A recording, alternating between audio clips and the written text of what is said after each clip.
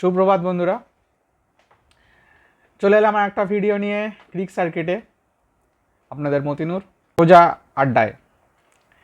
আজকে কলকাতা ভার্সেস গুজরাট টাইটান্সের cricket match.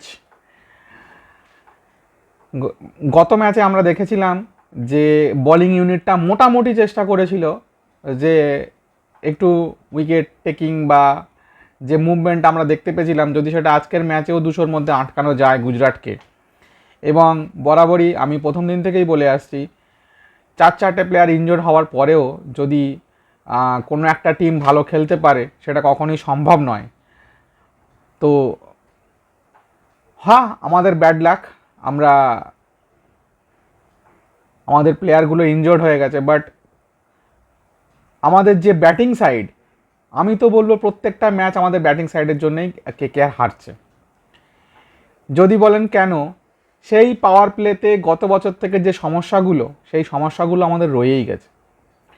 সেই 10 ওভার, 8 থেকে 10 ওভারের মধ্যে সেই রাহানে আউট, এবং সেই ক্যাপ্টেন্সি যে নকগুলো উনি চেন্নাইতে থাকাকালীন যে ম্যাচগুলো খেলতেন, যে ইনিংসগুলো খেলতেন, 200-250 স্ট্রাইক রেটে ম্যাচগুলো টেনে দিয়ে বেরিয়ে যেতেন, যেটা চেন্নাইয়ের টিম, বোম্বের টিম করে থাকে। আনক্যাপ প্লেয়ারগুলো দিয়ে যাদের ভয় ডরেন একটা ইনিংস খেলার মানসিকতা তৈরি করে দেয়, যে জাস্ট আপনি যাবেন, পিন চিট করবেন, রানটাকে 250 স্ট্রাইক রেটে স্ট্রাইক রেটটা বাড়িয়ে দিয়ে আপনি চলে আসুন। সেখানে রাহানের কাজ ছিল সেটাই, কারণ উনি ইনিংস গড়তে পারছেন না। ইনিংস যদিও বা শুরু করছেন, সেটাকে শেষ করতে পারছেন না।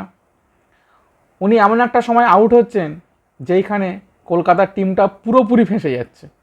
সবাই যেটা বলছে যে এইখানে কলকাতার টিমের ব্যাটিং লাইন আপের সমস্যা, আমি তো বলবো একটা প্লেয়ারকে সেটেল করতে গিয়ে পুরো টিমের ব্যাটিং লাইন আপটা নষ্ট হয়ে যাচ্ছে, কারণ ম্যানেজমেন্ট এটা নিয়ে ভাবছে না।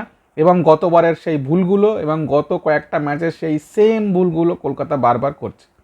আজকে যদি সেই সেম ভুলগুলো যদি কেকেআর করে থাকে, তাহলে ম্যাচ জেতার আশা আপনি ছেড়েই দিন। আমি জানি না কোন দুঃখে এরা মনীষ পান্ডেকে টিমে কেনে, কোন দুঃখে এরা রাহুল ত্রিপাঠীকে টিমে কেনে। এদের কি মনে হয় যে এই প্লেয়ারগুলোকে আপনি কিনেছেন, ঠিক আছে, ব্যাকআপ হিসেবে কিনেছেন, তো তেজস্বী সিং দহিয়া আছেন, ওদিকে আপনার সার্থক রঞ্জন খুব ভালো ব্যাটিং করেন।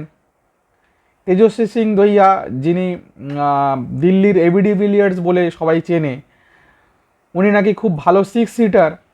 আমরা যতটুকু জানি, যতটুকু আমরা খবর পেয়েছি বা আমরা চর্চা করে জানি, তো সেই প্লেয়ারগুলোকে কেন সুযোগ দেওয়া হচ্ছে না?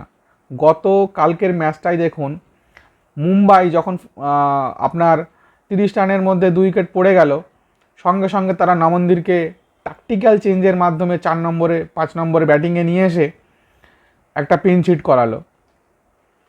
ইনিংসটাকে লম্বা টেনে ঠিক এমন একটা জায়গায় নিয়ে গেল যে 10 ওভারে 96 ভালোই স্কোর ধরে নেওয়া যায়। এবার আপনি ভাবুন, কলকাতার সেই প্লেয়ারটা কোথায়? আমাদের 7টা ব্যাটসম্যানের কার যে কি ভূমিকা আমরা আজও পর্যন্ত বুঝতে পারলাম না। অজিঙ্ক্য রাহানে উনি কি ইনিংস বিল্ড করবেন, নাকি পিন চিট করবেন, নাকি পাওয়ার প্লে খেলবেন? রাবমান পাওয়াল কি সত্যিই আপনি ফিনিশার হিসেবে ভেবেছিলেন, নাকি ব্যাকআপ ফিনিশার হিসেবে তাকে ভেবেছিলেন? তাই যদি হয়, তাহলে ক্যাপ্টেন যখন অফ ফর্মে থাকে, আমরা দেখেছি ঋষভ পান্ত, উনি যখন অফ ফর্মে ছিলেন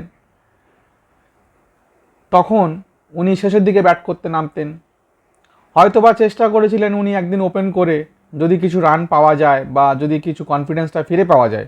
আমাদের ক্যাপ্টেন রাহানের সেরকম কোনো টার্গেটই নেই, মানে উনি ওপেনিংই খেলবেন, আর কাউকে উনি জায়গাটা ছাড়বেন না, উনি ওইভাবেই খেলে যাবেন।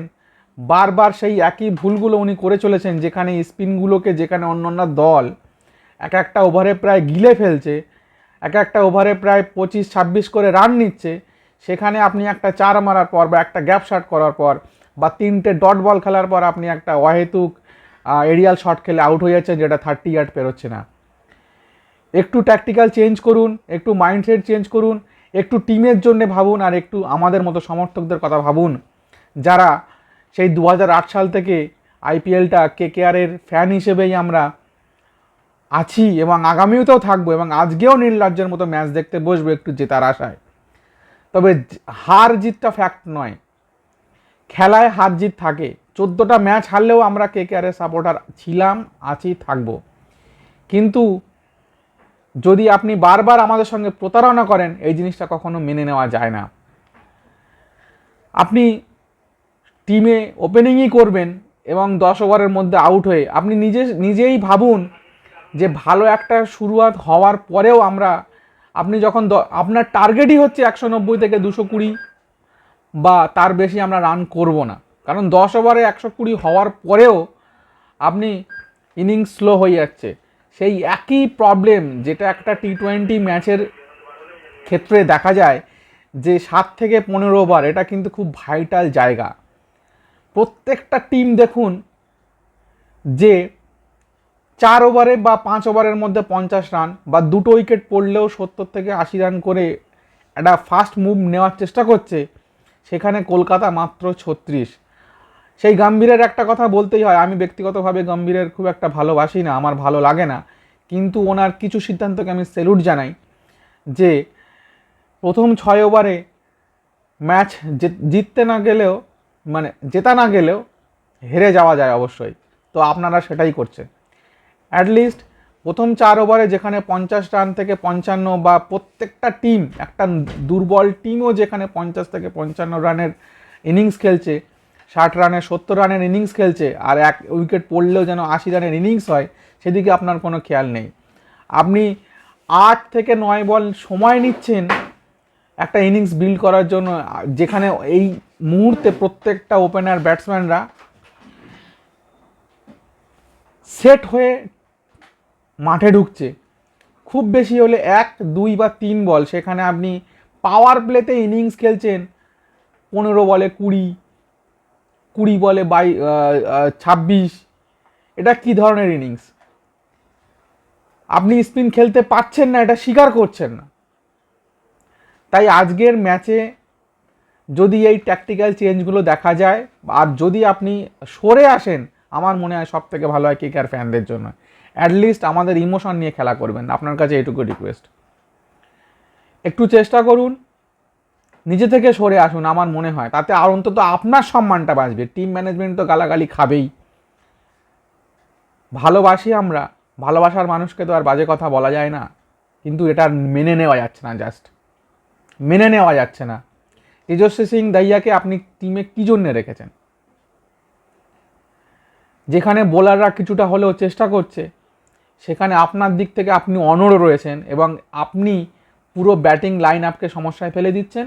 এবং ড্রেসিং আমাদের মেন্টারগুলো কি করছে আমি জানি না। শেন ওয়াটসনের মতন প্লেয়ারকে আমরা, অস্ট্রেলিয়ান প্লেয়ার হলেও আমরা তাদেরকে ভালোবাসতাম, তাদের ওই অ্যাগ্রেসিভ মুডগুলো দেখে, যে মার ছাড়া তারা আর কিছু বোঝেন না, বুঝতেনও না। উনি নিজেও একজন ওপেনার, জানি না কার ভয়ে আপনারা ওই অজিঙ্ক্য রাহানেকে ক্যাপ্টেন্সি থেকে সরাচ্ছেন না, বা ওনাকে কেউ গিয়ে কেন বলছেন না যে একটু ধৈর্য ধরুন, মাথা ঠান্ডা করুন। যেখানে